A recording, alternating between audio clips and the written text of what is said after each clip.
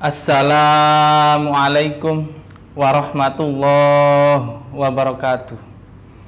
Alhamdulillahirabbil alamin wa bihi nasta'in wa ala umrid dunya waddin wassalatu wassalam alal asrofil anbiya'i wal mursalin walhamdulillahirabbil alamin. Yang terhormat sekalian warga NU TV Cirebon, alhamdulillah kita sudah memasuki bulan Ramadan.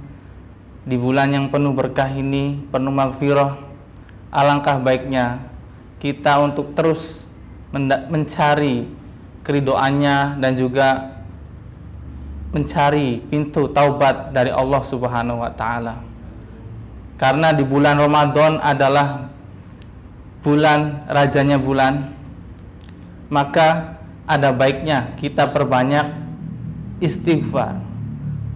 Salah satu istighfar yang dianjurkan oleh Nabi Muhammad SAW adalah Sayyidul Istighfar, yang berbunyi, Allahumma anta Rabbi la ilaha illa anta khalaqtani wa ana abduka wa ana ala ahdika wa wa'duka mastata'tu wa a'udzubika min syarri ma sona'tu abu'u laka bi ni'matika alayya wa abu'u bidzambi faghfirli fa innahu la yaghfiru dzunuba illa anta.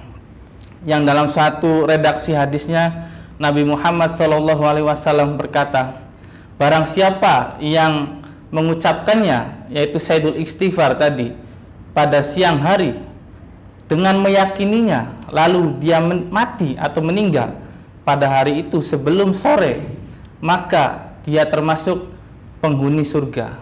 Dan barang siapa yang menyebutkannya, Sayyidul Istighfar tadi, dengan meyakininya, kemudian ia mati atau meninggal sebelum pagi hari, maka ia termasuk penghuni surga. Hadis riwayat Al-Bukhari dari Syaddad bin Anas radhiyallahu an.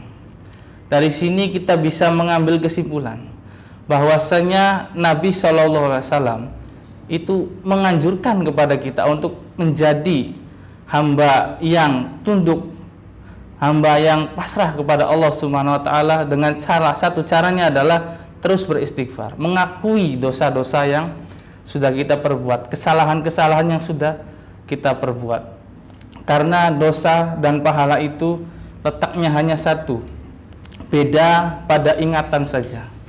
Kita ambil contoh, si fulan itu mengerjakan sholat tahajud dengan sholat subuh pada hari Senin. Kemudian si fulan itu ditanya oleh temannya, apakah kamu sudah mengerjakan sholat tahajud dengan subuh di hari Kamis? Maka dengan sangat jelas si fulan akan mengatakan, oh iya, saya sudah mengerjakan sholat tahajud dan sholat subuh. Tahajudnya berapa rakaat, kemudian sholat subuhnya di jam berapa, pasti ingat. Atau contoh lain, ada si fulan.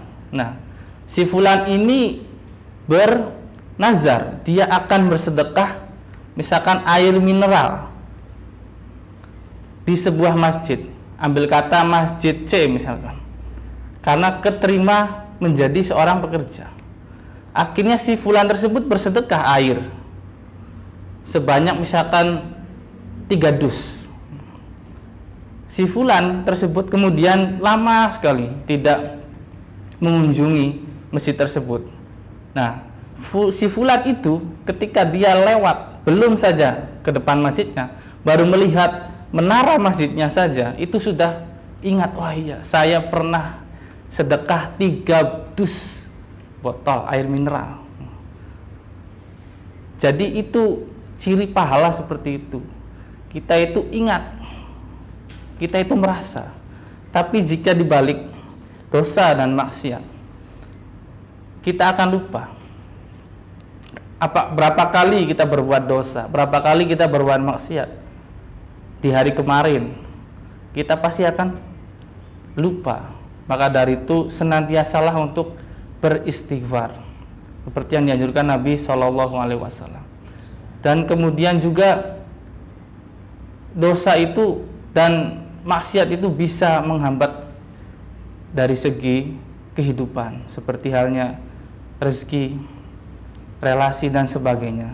Maka dari itu di bulan Ramadan ini jadikanlah sebagai momentum untuk meraih ridho Allah, karena di bulan ini juga ada itkum minan nar, ditutupnya pintu-pintu api neraka oleh Allah Subhanahu wa taala. Jadi tidak boleh disia-siakan. Jadi jangan cuma pahala yang dikejar, tapi ada dosa juga dan kesalahan yang harus kita minta ampun kepada Allah.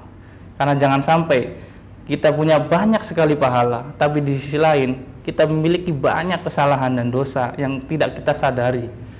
Seperti itu.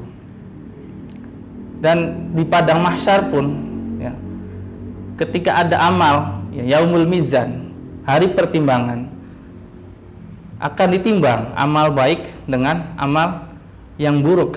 Nah, logikanya adalah amal buruk itu seperti sebuah hutang, dan amal baik itu adalah uang yang kita miliki gitu. Jika kita memiliki, andai katalah kita memiliki saldo ya, uang itu sebesar 100 juta. Nah, kemudian debit kita atau hutang kita itu adalah 2 miliar gitu. Jadi yang 100 juta itu akan rasa sia-sia kan, karena kalah oleh hutangnya atau dosanya. Jadi logikanya adalah apa? Ketika kita tidak memiliki dosa, atau kita ibaratkan dalam hal ini adalah hutang, walaupun dengan pahala yang kecil sedikit, nah katakanlah dosa nol, dosanya itu nol, atau hutangnya itu tidak ada, sedangkan kita cuma punya uang 1000 perak ya kan? Ya timbangan itu akan berat kepada kebaikan. Seperti itu. Jadi perbanyaklah istighfar, bersama-sama kita beristighfar. Istighfar yang paling mudah diucapkan astaghfirullahaladzim alladzi la ilaha illahu huwal hayyul qayyum wa atubu ilaik. Semoga yang disampaikan ada manfaatnya.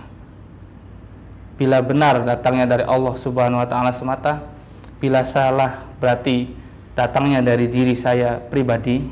Wassalamualaikum warahmatullahi wabarakatuh.